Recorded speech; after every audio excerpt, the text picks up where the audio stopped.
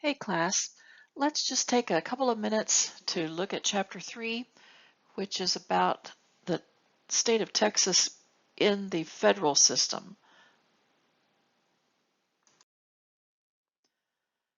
Looking at this chart, you can see that we have a unitary system in the first block, and this is the style of government that England has and had back when our founding fathers wrote the U.S. Constitution and created the new system of government in the United States. So notice the power flows from the top down. So the sub-governments just do what the upper government tells them to do, the central government.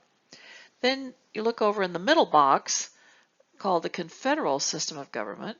This is where the lower governments, in this case the states, have all the power and they tell the central government what to do. And the central government's sort of just a little caretaker, very weak. So these are the two styles of government that the founding fathers or the framers of the Constitution had experience with.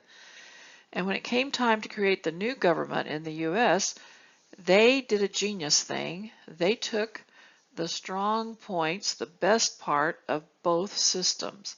They took the strong central government concept from the unitary, and they took the strong state government from the confederal, and they created an entirely new system of government called the federal system of government, in which both the central or national government has power, and so do the states.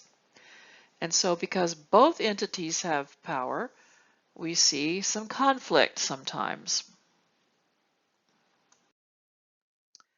So let's think of federalism in terms of a relationship.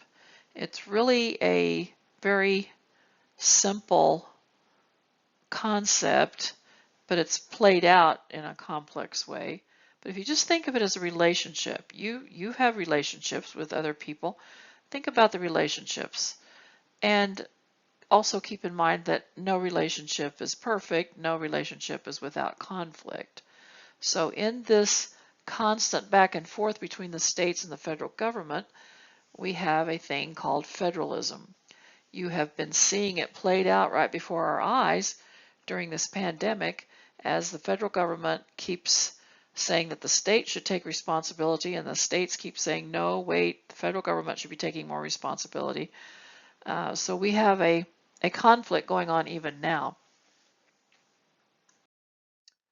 Just to illustrate how the power is separated, think about these different types of powers that the federal government has and the state government has, and then there are some that we call concurrent powers that are shared by the federal and state governments. So if you look at the first column, of course, we know this, that the federal government declares war, they coin money, they do the biggies. But there's a lot left for the states to do, and you can see that list in the middle. Conduct elections, provide for public health, establish and provide for local governments. That's all done at the state level.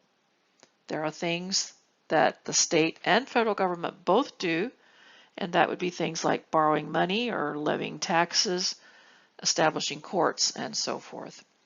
So this is just a real quick overview of this relationship that the states have with the federal government that we call federalism. Please read Chapter 3 for more details and for examples that will be helpful in understanding this concept.